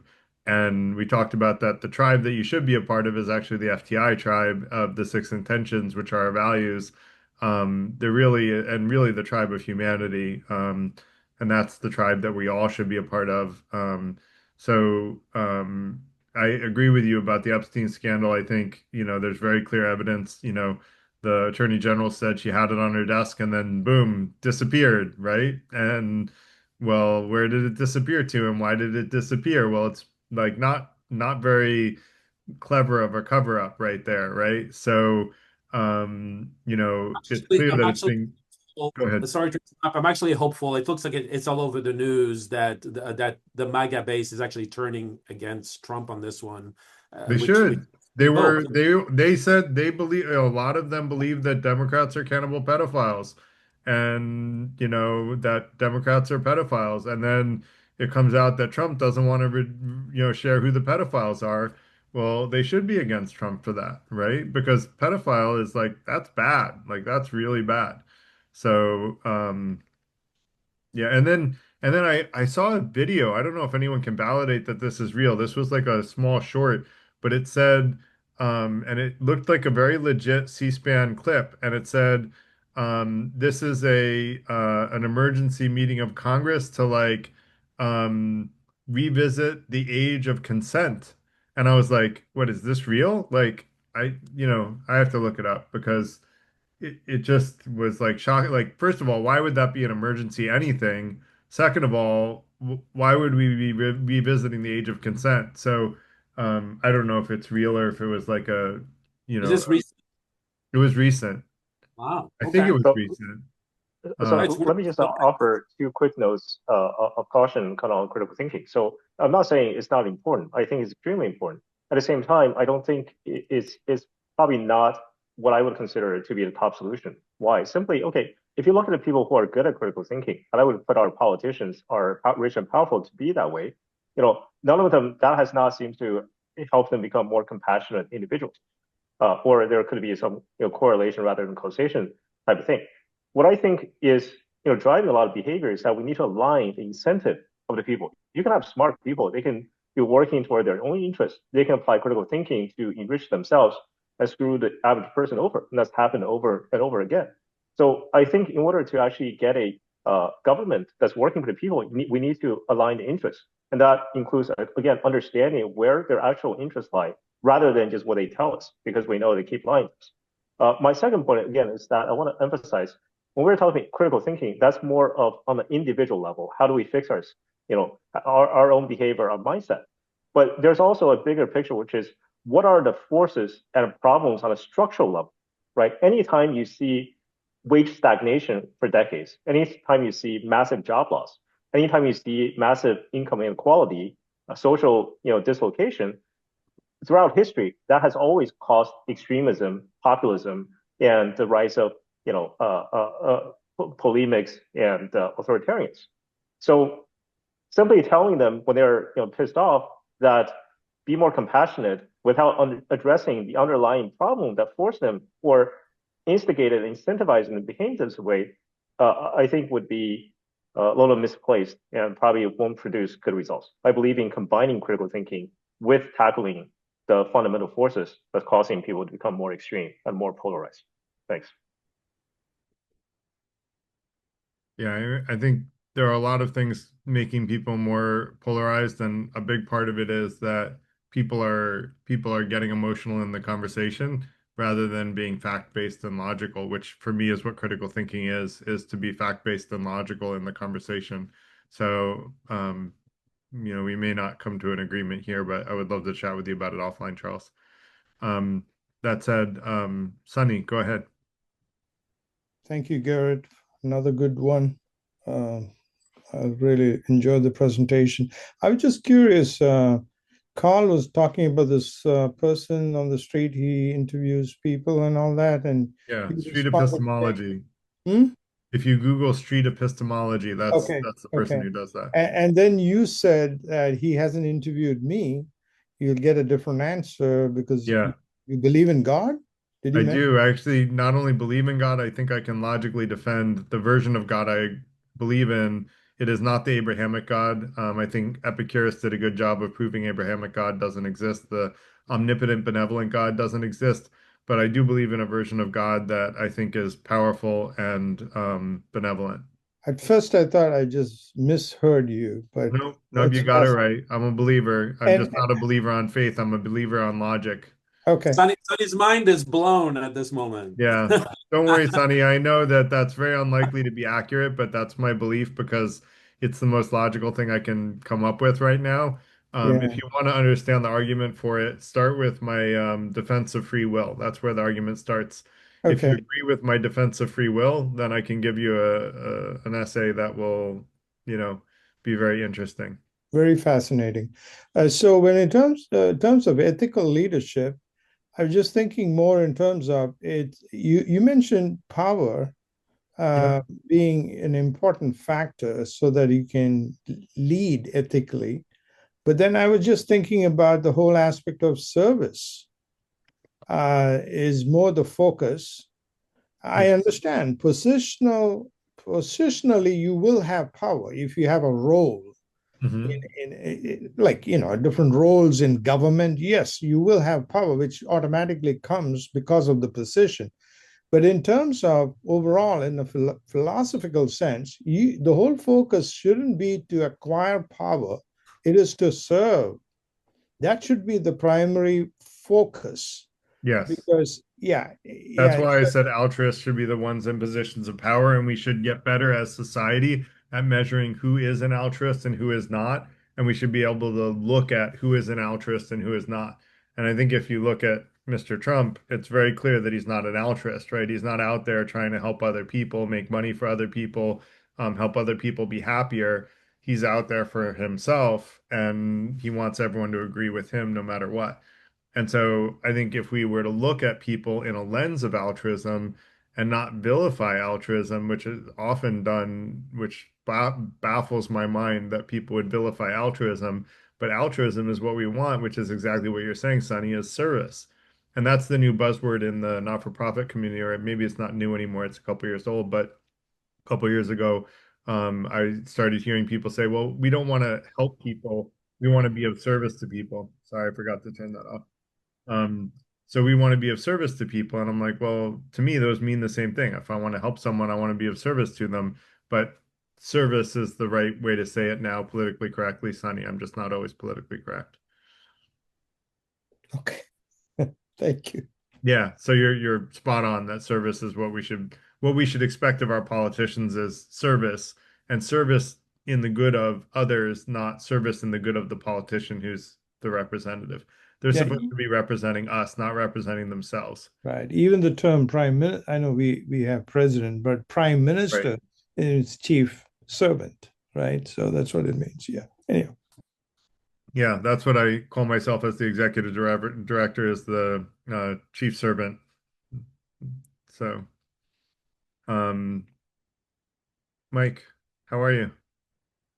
Good to see you Oh, again, Sonny, and good to see you, Mike. if I had it better, I'd be one of you guys. I never have that much to say, so I usually don't say it. I agree that power is a critical thing. Critical thinking is key. I'll also say that everybody, including Trump, are passionately sincere about what they believe. The problem is all the facts that we're talking about are nonlinear, multidimensional, and very ephemeral. Let me give you two examples. You're right about Colbert being thrown off because he disagreed with the current regime, except for the fact that he was losing $40 million a year for the network. And even if he worked for free, he only makes $20 million a year. And there's 200 people working on the thing, so on the show. So the show was not making revenue. I was losing $40 million a year. And that's why he was thrown off. And although CNN said he was thrown off, he didn't say he was thrown off for being for that. He was for being critical. He was thrown. He said he's leaving, and he's sorry he's leaving. Multidimensional facts. This week there's another book that agrees with everything you said called On Power. And it even used the fact, compared the Roman Empire's decline, the start of World War II, the Japanese Meiji debacle that led to them not willing to surrender and are bombing them not because they wouldn't surrender, because the alternative was Russia was coming up through Manchuria to take over Japan. So everything is multidimensional, nonlinear, and complex. On Power was released this week as a major book. And you ought to read it because it said everything you said. It even had some of your charts in there and view graphs. Okay, now let me just say one more thing in deference to Jeff about, are you out of time? Can I take another 3 minutes, 30 seconds? Uh, do you mind going, like, we try to stick to one topic per time that you raise your hand, Mike? Do you mind raising your That's hand the one again? topic. The one topic is nonlinearity. Okay, I'll go for two more sentences. When you ask ChatGPT a question, it uh, the question what when you what you when you ask the right question, you get the right answer. If they have a profile on me, so when I ask a question, I will get a different answer for the same prompt than you will get. So that's part of the nonlinearity and ephemerality of facts. It's not a Bayesian matrix, facts, truth. It's a tensor, and what all that implies to what Einstein would call a tensor. I yield the balance of my time. There's no balance left, my friend. I'm sorry. But I agree with Mike. It's interesting to hear about the financial state of the Tonight Show. It actually, the reason is not at all about the popularity of the show, just to be clear. It's won the top rated program for 9 seasons straight. So it was very, very popular. He was not kicked off for being unpopular. The revenues did go down, and they might have given the lack of profitability as the reason, but only an idiot would, oh, I don't want to say that. Sorry. I would say only someone that wasn't thinking critically would say that the reason that he was dropped was because of lack of profitability, because that's not a new situation. He's been top of the top for nine seasons. If they wanted to make it more profitable, they could have told him, "Look, we need to cut your salary. We're not making enough money." And he made a ton of money as the He host makes of the $20 show. million and they're Yeah, losing $40 million a year. he did. So he'd have to cut Well, his salary he negative made $20 15, million. just to be clear, It wasn't getting the revenue. he made 15 to 20 million dollars a year, but he had a large And they're staff. losing $40 million a year because they got 200 people working on the Right. project. So even if he had worked for free, they would still have been losing money because they had a large staff. So they probably should have just tried to find a way to tighten budgets, right? But, why do you fire the highest rated late night program for 9 straight seasons? That doesn't make sense. You should at least try to fix it before you let the whole program get canceled. Like They that was did for the last 2 years. Guys, this He's could not not be the gone. most He'll appear in obvious reason. another. All the dots are right there in front of everybody, and nobody Yeah, is. it's very clear, Yes, I Mike, mean that it's he so was fucking fired for obvious. political reasons. So that's Yeah, and very the clear. imagination that CBS is owned by Paramount. Paramount is in a deal with Sky, and C needs to get approval for the merger. All the stuff You're adding connects. to the It's so obvious. nonlinearities By there. the way, actually, I don't know whether or not the sources for those numbers are accurate.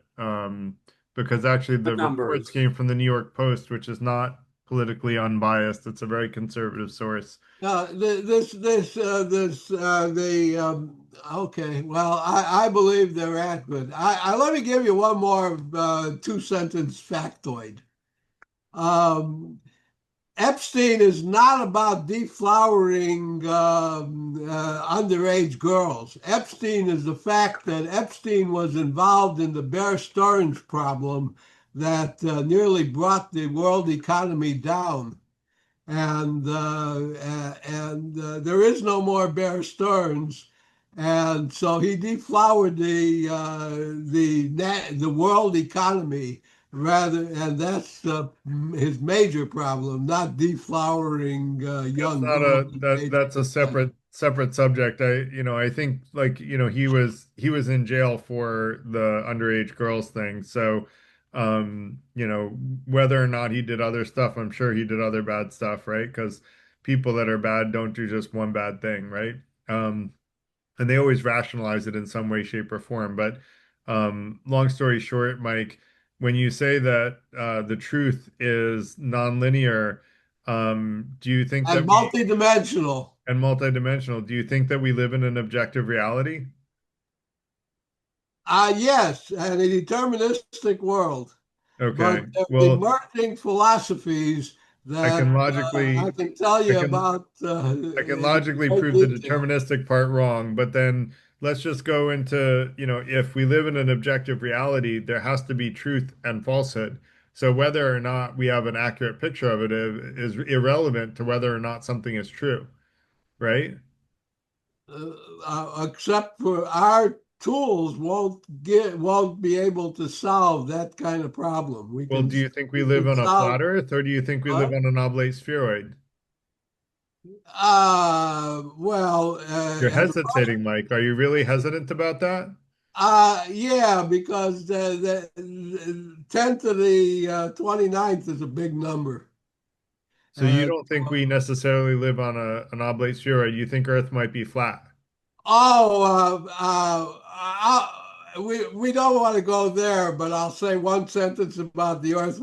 A useful approximation for driving home tonight is that the Earth is flat. Don't take that to the limit, but the useful approximation to drive home is the Earth is flat. If you have no hills, that's true. But most of us have hills somewhere that we drive.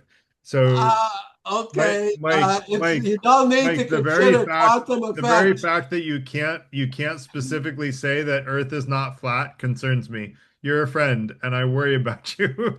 So please, let's talk No, I'm offline. saying that for my first order approximation, I assume the Earth is flat. I And don't I think don't that's a even wise worry about the assumption. hills.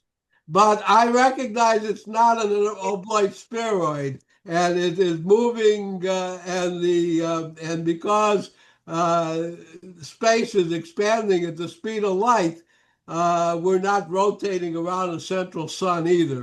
That's even more complicated than that. Okay. So, Well, let's not keep but going it's down that still path. I want to let Ari have deterministic. a chance, Mike. Go ahead, Ari. You're on mute. Thanks. I'm about to post a book in the chat that I'm going to refer to. And this is to some degree for everyone, but really in my heart, this is for Garrett. I want you to consider really reading this book. I really believe it could add some really good influence to what you want to do with the Free Thinkers Institute.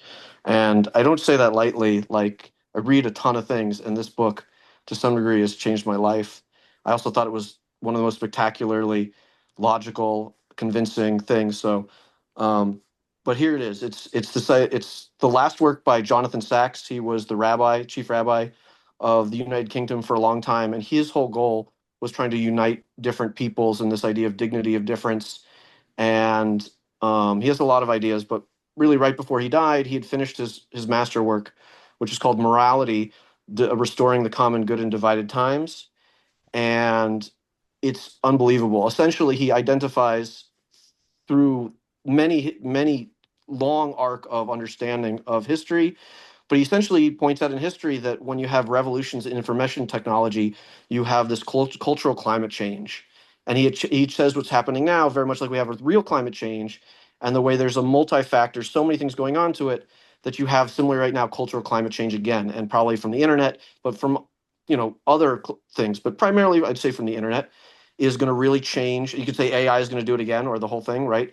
And he says essentially what's happening is where the West did really well for the last 4 centuries is because we were able to really harness something in a liberal society that we got ahead of the East. And he says it like this: that we were able to have the we of society. We were all thinking as a we, generally speaking, yet we created strong individuals that were to lead this. And you had a very nice balance between strong I's and strong we's.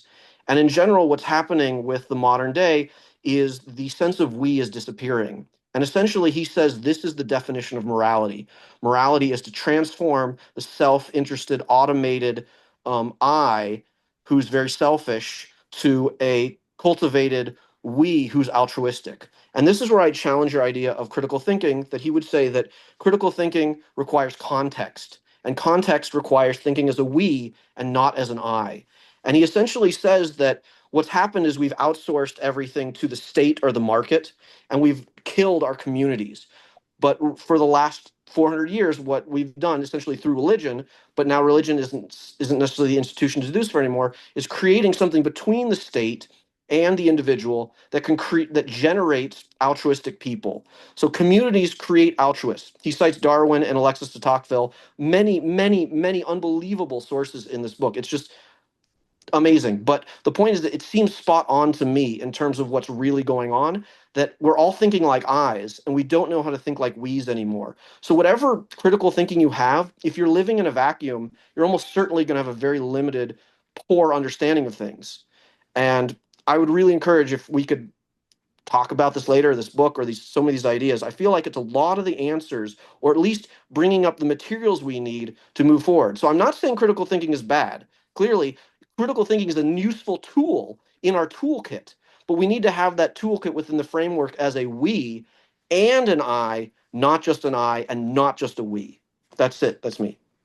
Yeah, I don't disagree with any of that. It sounds like you thought I would, but I agree that critical thinking requires context. That's actually the very base steps of critical thinking is about Yeah, no, creating not sorry, I context. came off wrong. Not that you would disagree, but I really want you to feel like this would be an amazing resource. I hope you open to, I know you're all about being open, so I'd really like you to Yeah, be open to reading this book and seeing, tell me what you think, see what you think, see how it changes, or maybe anyways, it's my passion, so I just wanted to share that.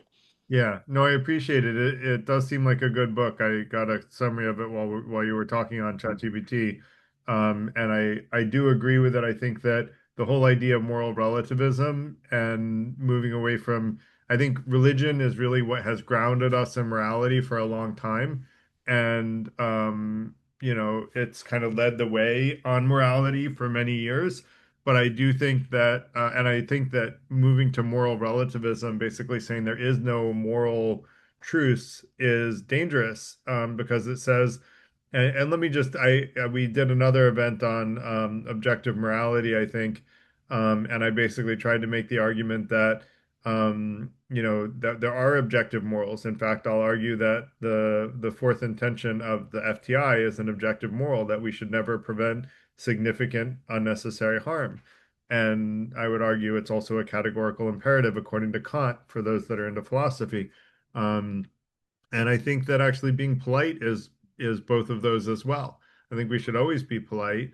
Polite is a less firm one, but it's still really important, and I would argue it's more of a base one.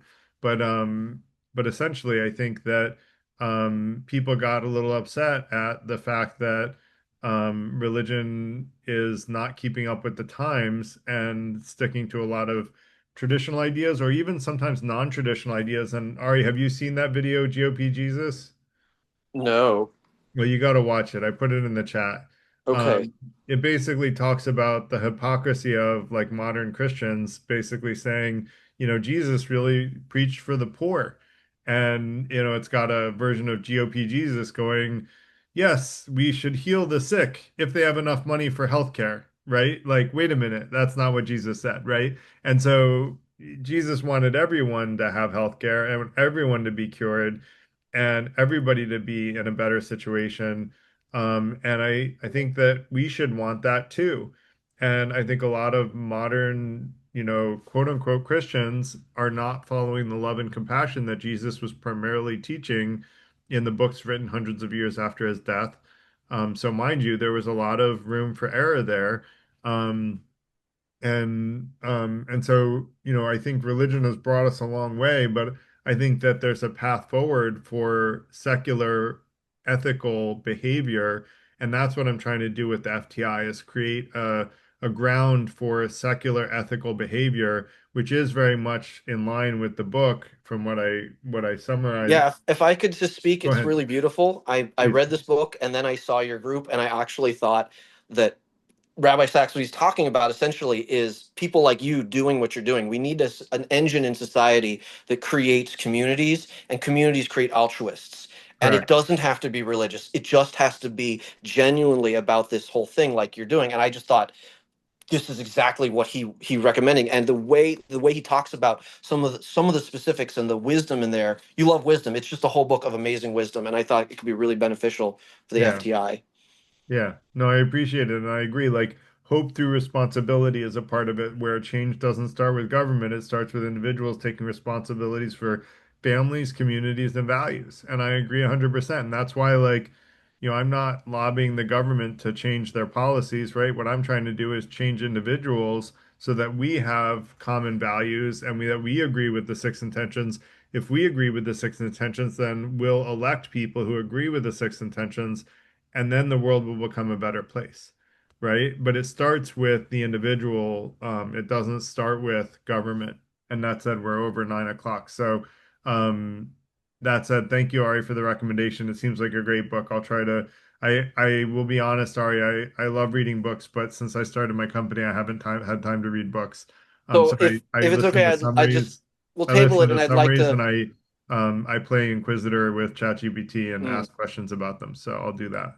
Well, I was just gonna say maybe we could table it, and it'd be lovely to have a future conversation where Future and Yeah, I and you could discuss more of this. But yeah, this is my happy to do passion. that. Yeah. Yeah. Cool. So I just want to thank everybody for coming tonight. Hope that I'll see you guys at Wednesday's event. Carl, were you able to, Carl, it looks like had to leave. Hopefully Carl was able to post it in the chat, but if not, go to the Freethinker Institute on meetup.com and all of our events are there. We have the one on how to end unjust wars and promote human rights globally on Wednesday, and then we have another one as usual on next Tuesday. I don't remember what it's about. But I hope hopefully it'll be interesting, and I hope everybody has a great night. Thank you all for coming. Great, thanks for your comments and conversation, and hope you all have a great night. Thanks, Nice. Garrett. I want you to have success in your presentation tomorrow. That should go well. Thank you. Appreciate it. All right, bye bye. Bye.